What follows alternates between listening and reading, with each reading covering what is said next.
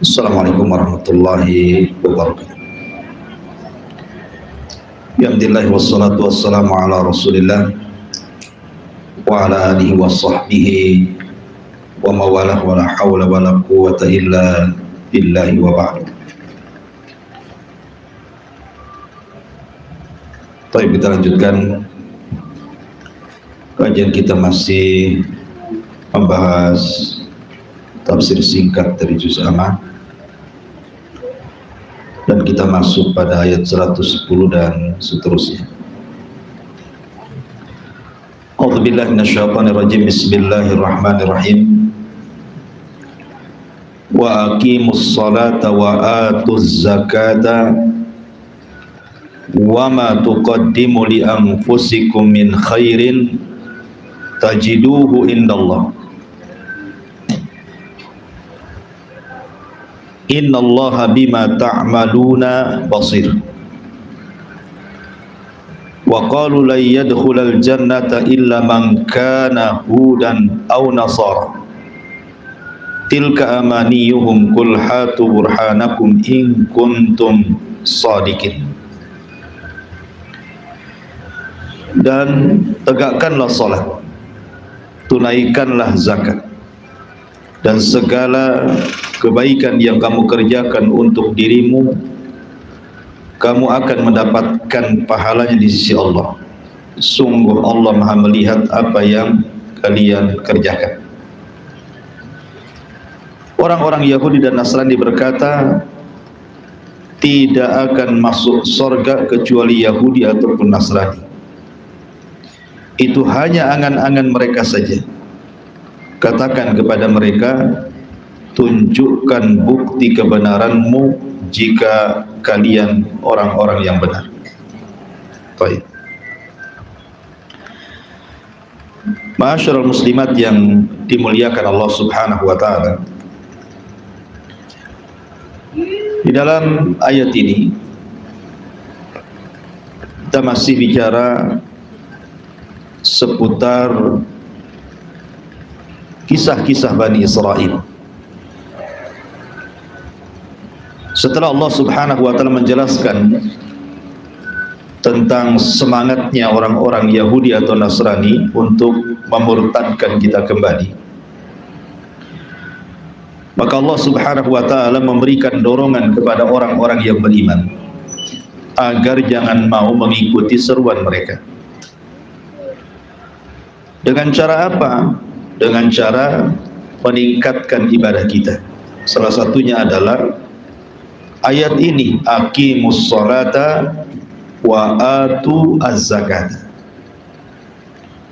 Tegakkan salat dan tunaikan zakat kepada para mustahiknya, tentu pada orang-orang yang berhak menerimanya. Lalu apa makna daripada iqamatus shalah di sini? Ulama membedakan dalam bahasa Arab kalimat ada'us shalah dengan iqamatus shalah. Melaksanakan salat dan kalimat menegakkan salat itu beda. Lalu apa bedanya? Sebagian ulama mengatakan kalau yang dimaksud melaksanakan salat saja gitu ya, maka hanya sekedar salat saja, yang penting melaksanakan.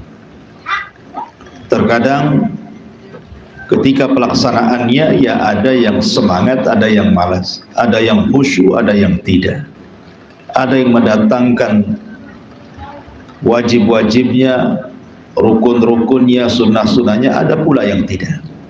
Makanya bahasa Quran tidak hanya sekedar melaksanakan sholat, tetapi menegakkan sholat. Lalu apa kalimat menegakkan sholat itu? Menegakkan sholat itu, kata ulama, al-jam'u bainal khusyu'i fis salati wal muhafadhati 'alaiha fi awqatiha. Maksud menegakkan solat adalah menggabungkan dua perkara. Pertama khusyuk, dan yang kedua bukan hanya sekedar menjaga khusyuknya solat, tapi juga menjaga waktu-waktunya solat. Kemudian lebih daripada itu juga mendatangkan seluruh rukun-rukunnya, syarat-syaratnya, wajib-wajibnya, dan juga sunnah-sunnahnya. Nah, itu disebut iqamatus shalah, menegakkan salat. Artinya kalau salat belum khusyuk berarti belum sempurna menegakkan. Kalau seandainya salatnya telat-telat berarti belum sempurna menegakkan. Kalau ada yang kurang dari rukun wajib dan begitu seterusnya, belum dikatakan menegakkan salat. Jadi menegakkan salat poinnya adalah tiga. Pertama khusyuk, yang kedua menjaga waktu, yang ketiga menjaga mulai dari rukun, wajib, syarat, sunnah salat, baru orang itu dikatakan sempurna menegakkan salat. Kemudian Allah Subhanahu wa taala mengatakan wa atuz zakah, wa atu az-zakah, dan laksanakan zakat. Maksud laksanakan zakat ini, berikan zakat itu kepada mustahiknya, kepada yang berhak menerimanya. Dan tentu orang yang zakat itu kan ada syarat-syaratnya. Pertama, harta yang ia zakatkan itu memang milik dia, bukan milik orang. Yang kedua, sampai kepada nisabnya. Kalau emas berarti 85 gram, kalau kambing 40 gitu ya, itu namanya nisab. Kemudian juga sampai kepada haulnya, artinya 1 tahun baru dikeluarkan zakatnya. Kalau zakat mal 2,5%. Kemudian juga harus dari harta yang halal. Tidak boleh harta haram dizakatkan. Orang dapat togel 1 miliar, tak bisa dizakatkan uang togel, dan tidak menjadi halal pula walaupun dizakatkan. Sebab kalau seandainya zakat dari hasil judi kemudian menghalalkan uang judinya, maka sama dengan nyuri ayam supaya halal baca basmalah, kan gitu jadinya ya. Jadi semuanya boleh nanti. Makanya harus harta halal yang dizakatkan. Dan ancaman-ancaman orang yang meninggalkan zakat begitu banyak. Kemudian di sini Allah mengatakan wa ma tuqaddimu li anfusihim wa ma tuqaddimu li anfusikum min khairin tajiduhu indallah innallaha bima ta'maluna basir. Dan segala kebaikan yang kamu kerjakan untuk dirimu sendiri menunjukkan bahwa kebaikan yang kita laksanakan itu bukan untuk Allah. Allah tidak berhajat dengan ibadah kita, tetapi kembali kepada kita. Itu maksudnya.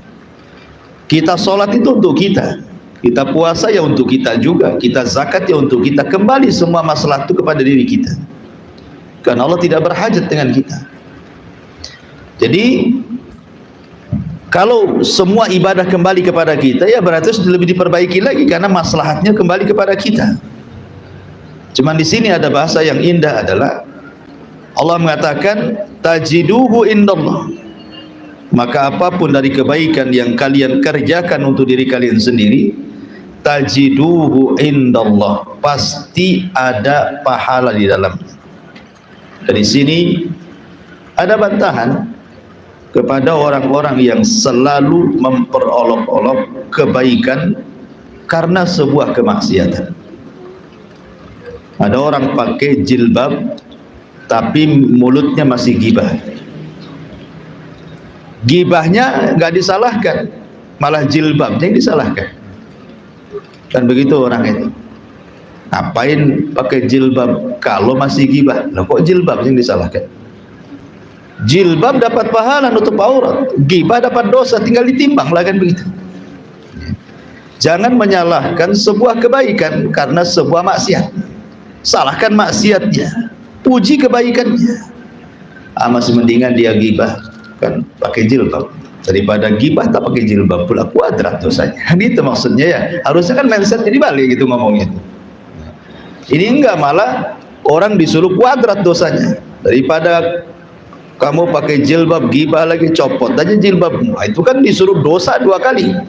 Sudah gibah dosa, buka aurat pula dosa. Makanya di sini dengan tegas Allah mengatakan di sini bahwa apapun kebaikan yang kalian lakukan, tajiduhu indallah, semua ada pahala di hadapan Allah. Sekecil apapun kebaikan, ada pahalanya. Soal dia berbuat dosa itu urusan dia. Berarti ada perhitungan sendiri dosa dengan kebaikan. Tinggal ditimbang nanti di hadapan Allah mana yang lebih berat, kebaikan dia ataukah keburukan dia. Innallaha bima ta'maluna basir. Dan Allah Maha melihat apa yang telah kamu kerjakan. Artinya Allah Subhanahu wa taala dalam ayat yang lain, bima ta'maluna khabir. Maha mengetahui, maha meneliti, sehingga tidak ada satupun kebaikan yang kecil kecuali pasti dibalas. Makanya dalam ayat yang lain, wa man ya'mal mithqala dzarratin khairan yarah, siapa yang beramal walaupun sebiji zarah sekalipun tetap ada balasannya. Makanya Rasul mengatakan la tahkiranna minal ma'rufi syai'an, jangan remehkan sekecil apapun kebaikan. Walau antalqa akhaka biwajhin talqin, walaupun hanya melayangkan senyuman kepada saudaranya, itu ada pahala di dalam, walaupun hanya senyum gitu ya. Jadi ketemu kawannya di jalan sambil salaman senyum, Ustaz tak nampak pakai cadar, Allah tahu ibu senyum ya. Gak mesti harus ditampakkan gitu. Ini lo aku senyum kemudian dicopot cadarnya, takut tak percaya pula aku senyum katanya. Allah tahu ibu lagi senyum di balik cadar itu. Sebagaimana Allah tahu juga ibu lagi dongkol sama orang di balik cadarnya kan, ngomel-ngomel kan. Nah, tak nampak Ustaz pakai cadar, itu semua urusan Allah. Ada pertanggungjawaban masing-masing.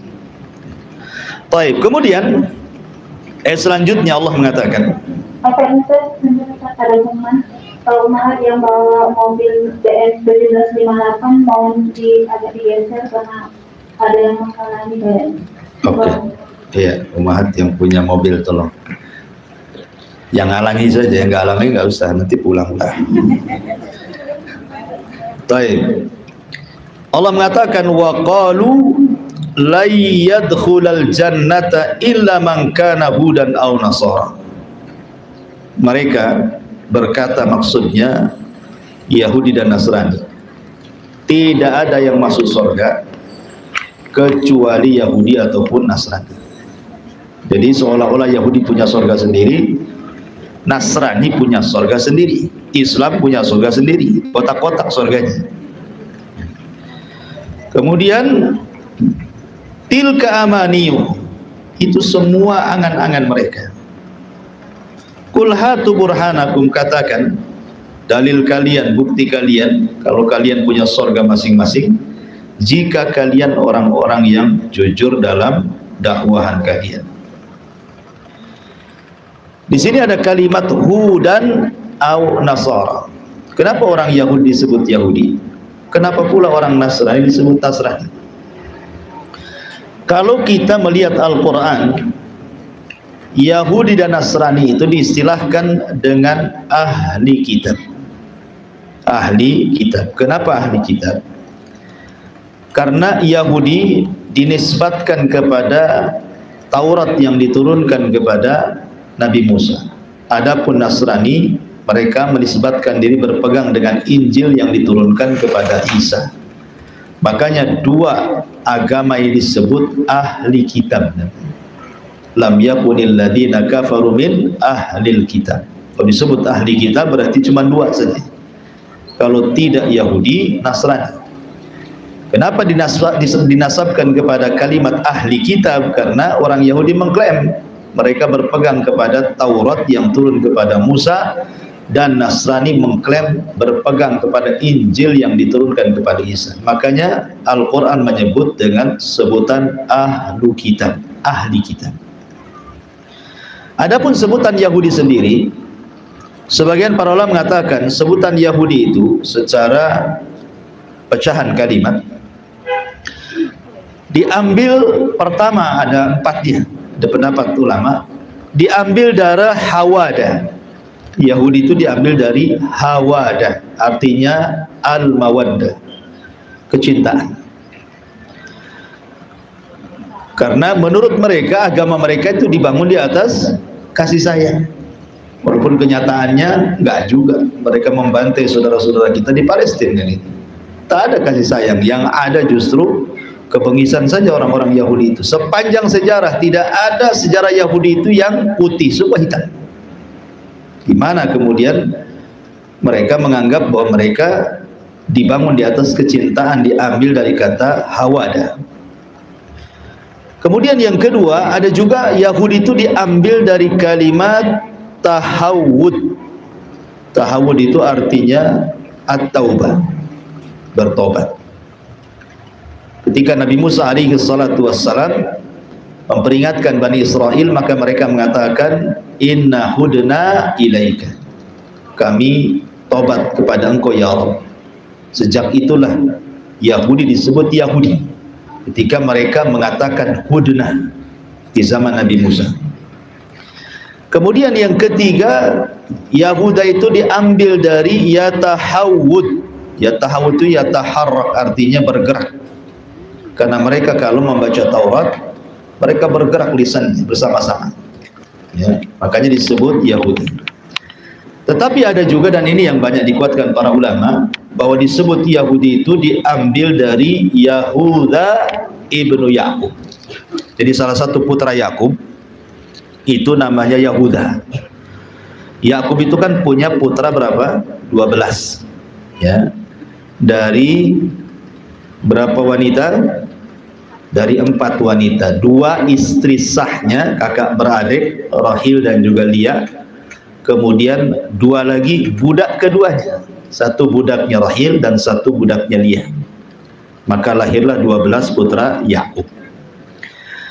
Nah, dari 12 putra Yakub itu, di sana ada Nabi Yusuf, yang jadi nabi kan cuma 1, Nabi Yusuf, ya, turunan Rahil. Kemudian adiknya namanya Binyamin. Tapi di sana ada lagi dari turunan Yakub itu namanya Yahuda dan juga Lawi. Seluruh turunan Yahuda itu berhak jadi raja. Jadi Bani Israel, mereka kalau mengangkat raja harus dari nasabnya Yahuda. Siapapun yang ingin jadi raja di tengah-tengah Bani Israel, kalau nasabnya tidak sampai ke Yahuda, tidak boleh jadi raja. Sama dengan kenabian. Karena kita tahu dalam hadis Nabi SAW, inna Bani Israel tasusuhumul anbiya. Bani Israel itu dihantarkan kepada mereka banyak nabi. Setiap nabi mati dihantar lagi nabi yang lain. Nabi meninggal dihantar lagi nabi yang lain. Pokoknya tidak berhenti nabi itu mengalir di tengah-tengah Bani Israel. Lah, nabi yang di tengah-tengah Bani Israel itu semua turunan Lawi. Semua turunan Lawi. Jadi kalau Lawi itu semua turunannya banyak jadi nabi.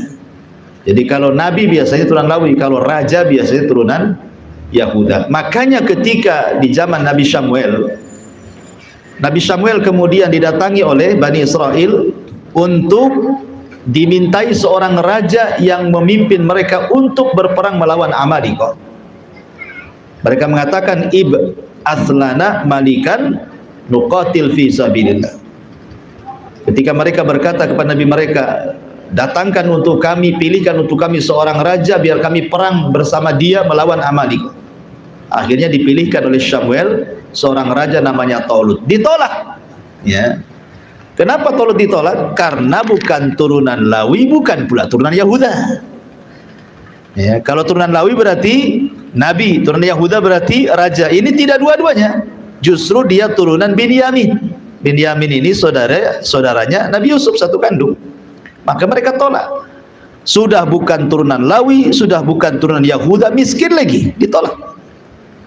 Tapi kemudian mereka yakin setelah Allah mengutus malaikat untuk menerbangkan tabut di hadapan Bani Israel dan diserahkan kepada Talut, baru yakin Talut jadi pemimpin mereka gitu.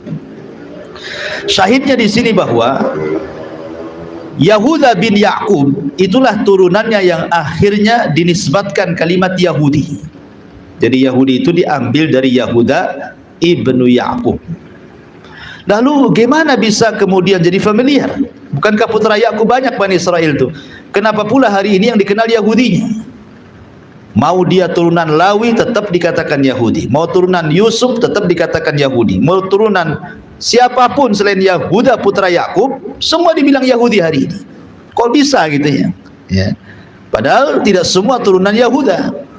Karena setelah Nabi Allah Sulaiman alaihi salatu wassalam meninggal dunia, Nabi Sulaiman wafat, maka Bani Israel terpecah menjadi dua kerajaan.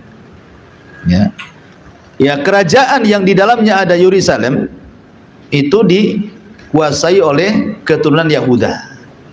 Sementara kerajaan satunya bukan dikuasai oleh turunan Yahuda, tetapi turunan anak Yakub yang lainnya. Akhirnya karena cekcok, ya, banyak masalah perselisihan antar dua kerajaan ini, akhirnya dicaploklah sama kerajaan yang di situ dikuasai oleh putra putri ataupun turunan Yahuda bin Ya'qub, akhirnya menyatu kembali. Sejak itulah semua dibilang Yahudi sampai hari ini, ya, walaupun turunannya bukan Yahuda ibn Ya'qub gitu ya. Itulah penamaan kenapa disebut muncul kalimat Yahudi. Adapun Nasrani, kenapa disebut Nasrani? Ada yang mengatakan Nasrani itu diambil dari kampung kelahiran Isa, namanya Nasirah. Jadi ada kampung di Bethlehem sana di Palestina, itu disebut kampung Nasirah. Maka kemudian nisbat Nasrani, kenapa timbul kalimat Nasara atau Nasrani, itu diambil dari kampung kelahiran Isa, namanya Qaryatu An-Nasirah. Ini satu pendapat. Pendapat yang lain mengatakan tidak disebut Nasrani itu karena ketika orang-orang Hawariyun kemudian ditantang oleh Isa bin Maryam, man ansari ilallah, man ansari ilallah, siapa yang akan menjadi penolong-penolongku? Apa kata orang Hawariyun? Nahnu ansarullah, kami yang akan menolong dirimu wahai Isa. Sejak itulah maka mereka disebut Nasrani dari kalimat ansar, ya. Ansor diambil dari kata Ansor, jadilah Nasrani, artinya para penolong Isa. Sejak itulah Nasrani disebut Nasrani. Cuman masalahnya kemudian timbul istilah-istilah baru bagi umat Nasrani dengan sebutan Masihiyah, ya kan? Kami ini Masihiyah, pengikut Al-Masih Isa bin Maryam. Sejak kapan kemudian istilah Masihiyah ini muncul? Sebagian mereka tidak mau disebut Nasrani, disebut Masihiyun. Ada yang mengatakan munculnya kalimat ini pada abad ketiga Masehi. Ya, pada abad ketiga Masehi. Ada yang mengatakan tempat kemunculannya di sebuah negeri namanya Antokia. Dulu Antokia itu satu negeri yang dikuasai oleh orang Nasrani. Ya, pada abad ketiga milad inilah kemudian mereka menisbatkan diri karena mereka mengikuti ajaran Al-Masih alaihi salam, maksudnya Isa bin Maryam. Maka sejak itu sebagian mereka menyebut dengan kalimat Masihiyun. Kami itu orang-orang Al-Masih, ya. Dan kalimat Al-Masih sendiri adalah laqab bagi Isa sendiri. Makanya disebut Isa Al-Masih, kan itu ya. Kenapa disebut Al-Masih? Isa itu sebagaimana Dajjal juga disebut Masih Dajjal. Ya, tentu ada bedanya Al-Masih Isa dengan Al-Masih Dajjal. Kalau Al-Masihnya Dajjal, ada yang mengatakan karena dia mamsuhul ain. Jadi makna Al-Masih itu fiil, isim fa'il, tapi maknanya isim maf'ul dalam bahasa Arab itu. Kalau untuk Dajjal, dia isim fa'il, maknanya isim maf'ul. Jadi yang dihapus satu matanya, makanya buta sebelah. Ada yang mengatakan disebut Al-Masih Dajjal karena li sur'ati sair, karena cepatnya berjalan 40 hari 40 malam bisa menguasai dunia. Maka disebut Al-Masih Ad-Dajjal. Ada yang mengatakan karena dia mengusap kemudian orang mati jadi orang hidup, padahal bukan orang mati hidup, tetapi setan yang menjelma orang hidup dari kematian. Tapi kalau Al-Masih Isa bin Maryam memang diusap, penyakit pada sembuh, orang mati pun pada hidup, tetapi semua karena izin Allah Subhanahu wa taala. Jadi dia yang mengusap ya. Ada juga yang mengatakan karena Isa itu tidak punya rumah, dia berjalan ke sana kemari, nginap di mana saja, berdakwah saja, mulai dari diangkatnya beliau jadi nabi sampai diangkatnya beliau ke langit. Itulah istilah-istilah dari kalimat ahlu kitab menurut Islam. Kan kalau menurut mereka ya tidak tahu. Kita kan mempelajari Islam, berarti menurut Islam. Baik. Walaupun di sana ada istilah yang ketiga namanya as-sabiah gitu ya. Ada Islam, ada Yahudi, Nasrani, ada as-sabiah. Yang mengatakan as-sabiah itu pengikut Yahya. Nabi Yahya disebut as-sabiah. Ada yang mengatakan dia bagian firqah dari Nasrani, ada yang mengatakan bagian firqah dari Yahudi, ada yang mengatakan dia penyembah malaikat dan begitu seterusnya. Wallahu a'lam. Baik. Di sini Allah Subhanahu wa taala mengatakan wa qalu lan yadkhulal jannah. Mereka mengatakan ahli kitab itu tidak akan masuk surga illa man kana hudan aw nasara, kecuali orang itu Yahudi ataupun Nasrani. Jadi orang-orang Yahudi mengatakan kami yang masuk surga. Kata Nasrani bukan, kalian tidak akan masuk surga, kalian masuk neraka, kami yang masuk surga. Jadi dua agama ini saling mengklaim. Makanya sering saya katakan bahwa perbedaannya dua agama ini, kalau Yahudi sama sekali tidak mengakui adanya Injil. Yahudi tidak mengakui sama sekali adanya Injil. Tapi kalau Nasrani mengakui adanya Injil plus juga mengakui adanya Taurat.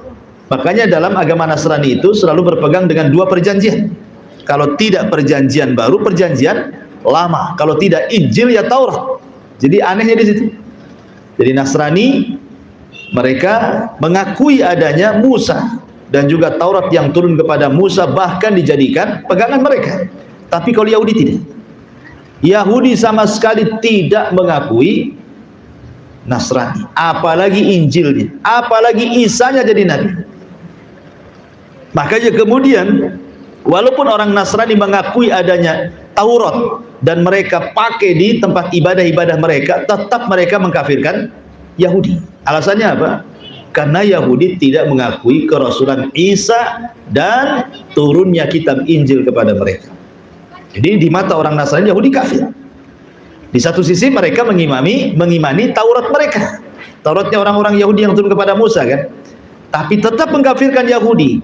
Alasannya bukan masalah Taurat, tapi alasannya karena Yahudi tidak mengakui Isa sebagai Rasul dan tidak mengakui Injil sebagai kitab yang dibawa Isa untuk orang-orang Nasrani. Maka sejak itu Nasrani sampai hari ini mengkafirkan orang Yahudi karena tidak mengakui Isa. Lah ketika kemudian datang Nabi SAW yang sudah dihabarkan oleh Isa itu sendiri bahwa akan muncul seorang Nabi namanya Ahmad gitu ya. Dan nama Ahmad ini pernah suatu ketika di zaman Nabi SAW, zaman Nabi SAW ada seorang Yahudi hendak menyembunyikan beberapa lafaz dalam Tauratnya dengan cara menutupi Tauratnya dengan jari, kemudian dibaca. Jadi yang ditutup nggak dibaca. Maka datang Abdullah ibn Salam, seorang ulama Yahudi yang sudah masuk Islam, langsung marah dia. Dia kan alim, dia tahu isi Taurat. Maka dia mengatakan irfa yadaka, angkat tanganmu itu. Rupanya setelah diangkat ada kalimat yang dimaksud Nabi SAW. Mereka hendak menyembunyikan beberapa kalimat, dan itu tradisi orang-orang ahli kitab yang seperti itu.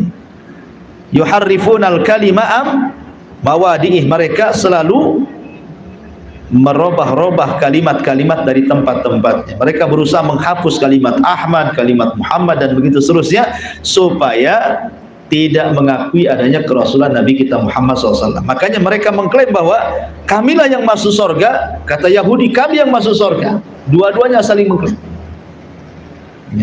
Islam juga sama, kami yang masuk surga. Tiga agama ini mengklaim, bahkan bukan hanya tiga agama, bukan Yahudi, Nasrani, Islam, semua agama, mau Hindunya, mau Budanya, mau Konghucunya, mau apa namanya, sebutkan agama. Pasti semua agama itu mengklaim agama mereka yang paling benar, agama mereka yang masuk surga kan. Kullu hizbin bima ladaihim farihun. Setiap kelompok itu berbangga dengan kelompoknya masing-masing. Dan itu bukan hanya berlaku antar umat beragama saja, tapi antar kelompok-kelompok dalam satu agama, baik pecahan dari Yahudi, pecahan dari Nasrani, ataupun pecahan dari Islam itu sendiri, itu mengklaim paling benar kan. Orang Syiah mengatakan kami yang paling benar, ahli sunnah sesat.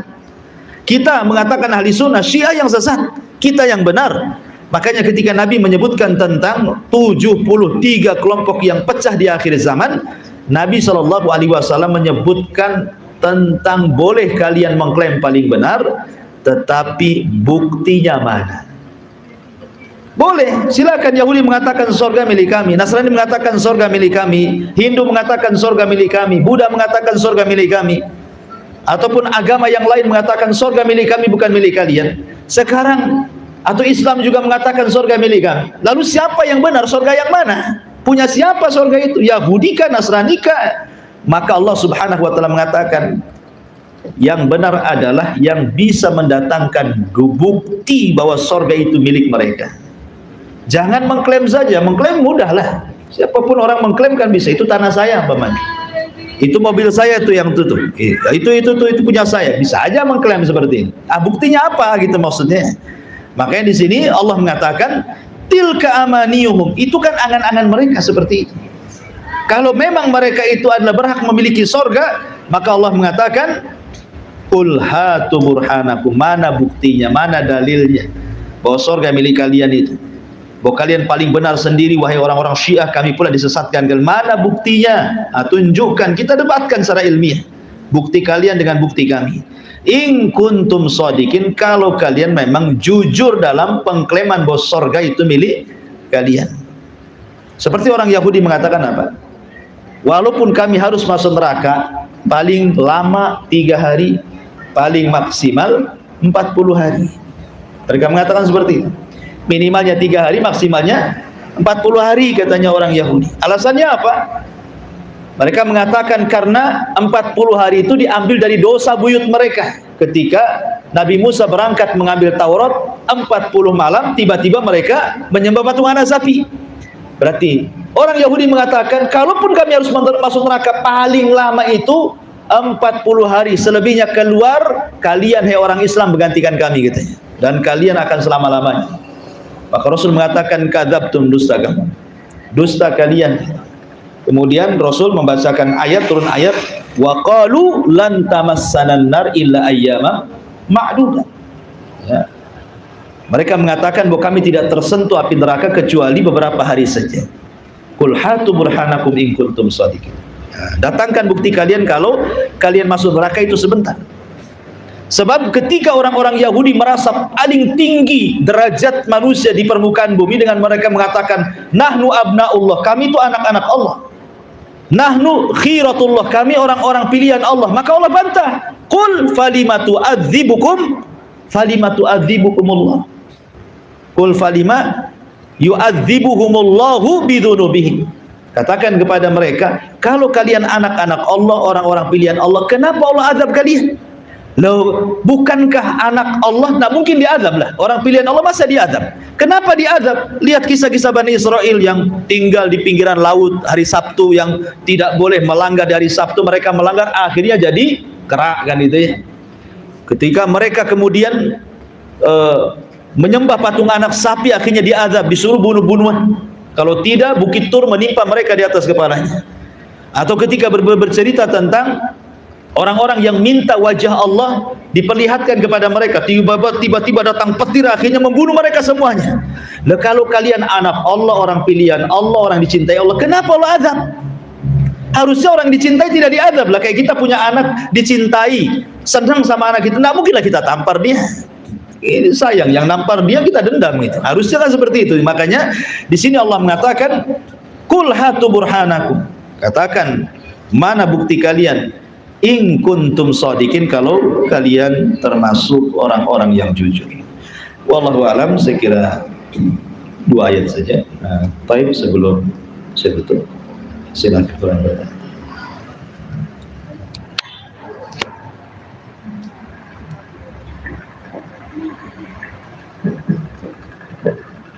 Assalamualaikum Ustaz. Waalaikumsalam. Saat ayat yang 111 yang tadi kita baca itu Allah mengatakan in kuntum sadiqin.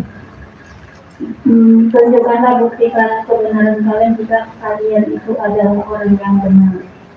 Nah, yang ingin Anda tanyakan, kan ayat ini bercerita tentang Yahudi. Nah, apakah ayat ini ikonnya hanya untuk Yahudi saja tanpa Nasrani, atau Yahudi dan Nasrani yang dimaksudnya jika kalian itu orang-orang yang benar, sementara Yahudi yang mengklaim bahwa mereka itu akan masuk surga? Ini hitop kepada semuanya.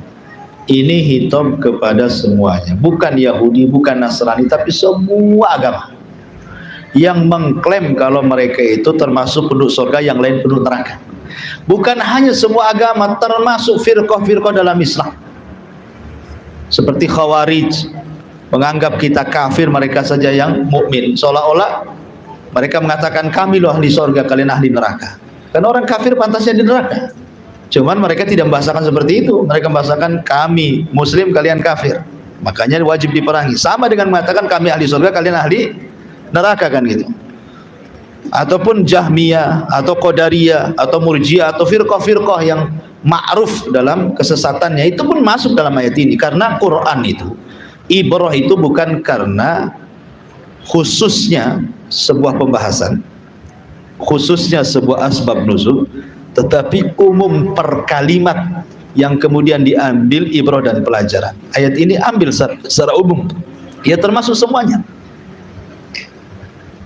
Mana dalilnya kalau seandainya ini masuk pada firqah-firqah dalam Islam juga yang tersesat dalam Islam? Hadis Nabi tadi yang saya katakan tadi tentang 73 yang terpecah. Kemudian Nabi SAW mengatakan kulluhum finnar illa wahid. Semua terancam neraka. Terancam, ya, bukan masuk neraka, terancam neraka.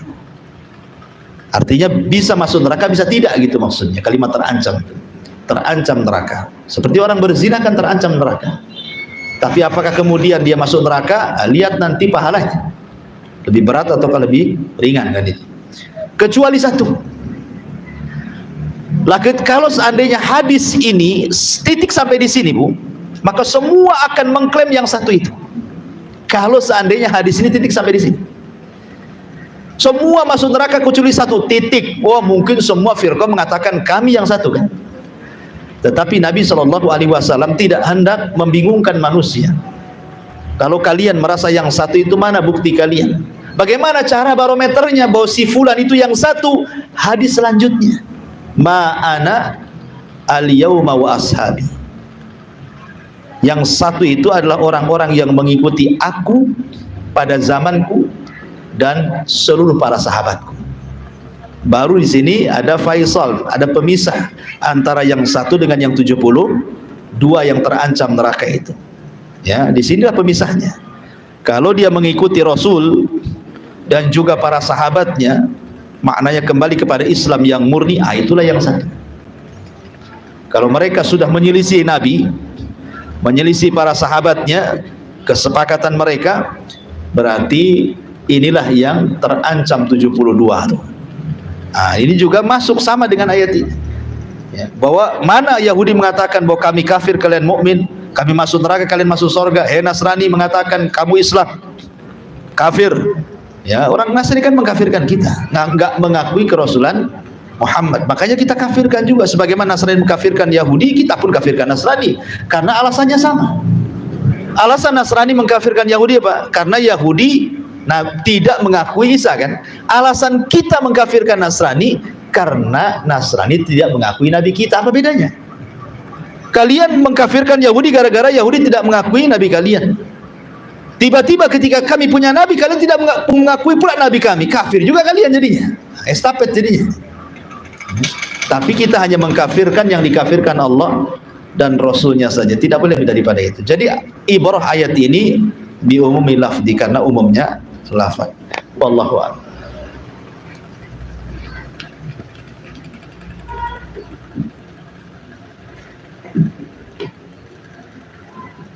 Saya sambil menunggu Mahathir bertanya, ini ada sedikit pertanyaan, yaitu tadi kan Ustaz menjelaskan bahwa setelah Nabi Musa wafat, kemudian di zaman Nabi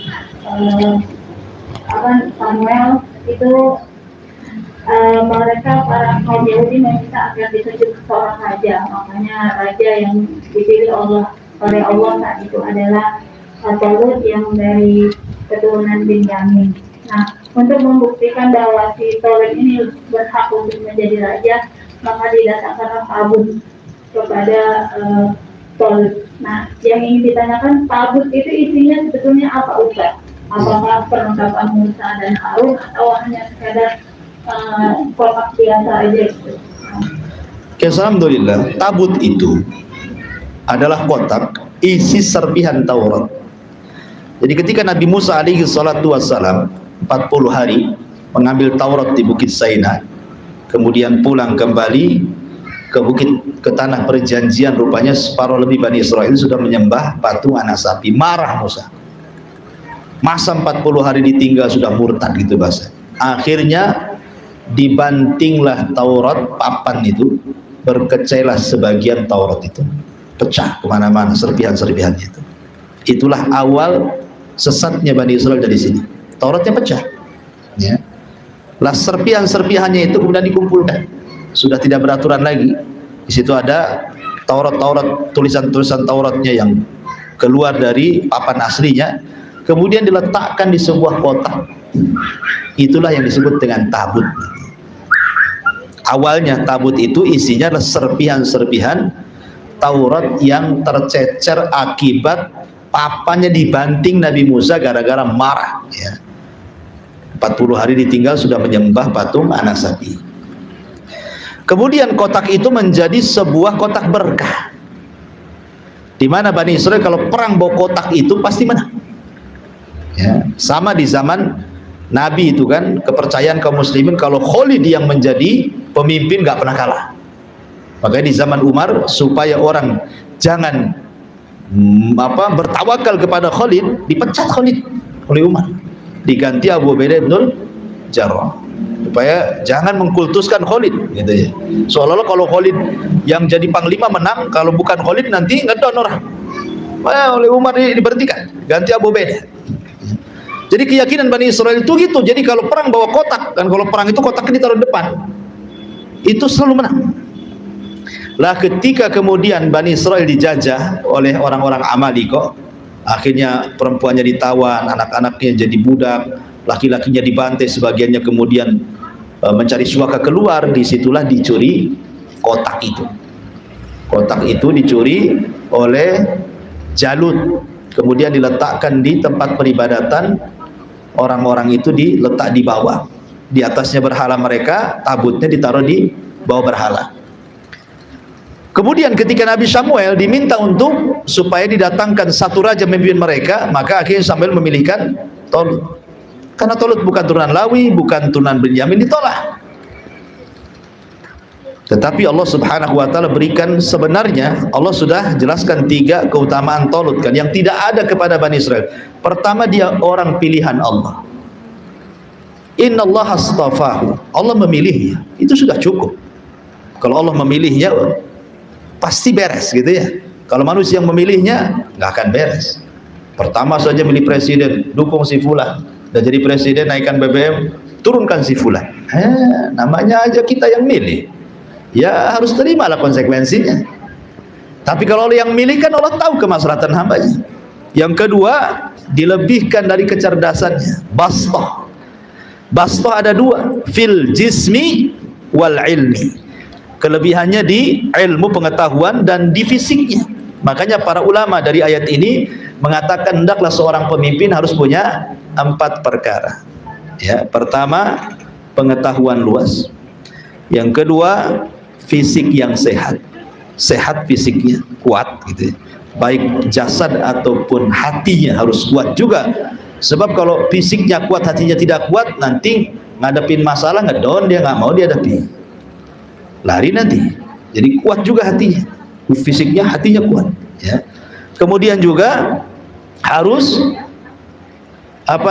jamal al-mandhar, jadi nampak gagah ya, supaya berwibawa gitu ya. Wibawa tuh Ya, dibawa juga. Yang ketiga harus, ini yang penting, beragama. Ya. Kalau beragama ini pasti tidak akan menyimpang. Jadi agamanya kuat, pengetahuan keduniaannya luas, kemudian juga fisiknya kuat, hatinya kuat, ya, kemudian berwibawa orang. Nah, itulah disebut pemimpin. Diambil dari kalimat apa namanya, Talut ini. Itulah pemimpin yang ideal. Nah, kemudian setelah itu tabut ini bukan hanya diisi serpian Taurat saja, akhirnya ditambah di dalamnya. Termasuk di situ ada tongkatnya Nabi Musa, ada tongkatnya Nabi Harun. Tapi tongkatnya Nabi Musa kan tidak berfungsi lagi, karena itu kan mukjizat yang hanya berfungsi kalau dipegang Nabi Musa saja. Kalau sudah tidak dipegang Nabi Musa, tidak berfungsi lah. Tetapi itu kan peninggalan Nabi, pasti berkah, jadi barang berkah jadinya. Ada juga yang mengatakan itu rambutnya Nabi Musa, rambutnya Harun, ada juga pakaiannya, sebagian pakaiannya di situ gitu ya. Makanya Allah mengatakan wa baqiyatun mimma taraka alu Musa wa alu Harun tahmiluhu malaikah. Dan itu ayatnya. Di dalam tabut itu ada peninggalan-peninggalan keluarga Musa dan Harun yang dibawa terbang malaikat, dicuri dari Jalut, diserahkan kepada Talut. Itulah tabut artinya. Dia kotak. Ada juga yang mengatakan kotak itu sebenarnya, tabut itu adalah kotak yang dibuat oleh ibunya Nabi Musa ketika Musa lahir. Ketika Musa lahir, kan ibunya takut karena ketika Musa lahir itu kan di tahun pembunuhan tuh. Akhirnya dia datang kepada seorang mebel, dibuatkan kotak. Ya. Akhirnya kemudian Musa diletakkan di kotak itu, kemudian ditali. Ya, kalau pas nyusu ditarik di Sungai Nil itu. Kalau habis nyusui udah kenyang, dibiarkan lagi talinya. Allah takdirkan putus pula talinya. Ya, kotak itu disebut tabut. Ada juga yang berpendapat seperti itu. Wallahu a'lam. Subhanaka wa bihamdika asyhadu an la ilaha illa anta astaghfiruka wa atubu ilaik. Wallahu ta'ala. Assalamualaikum warahmatullahi wabarakatuh.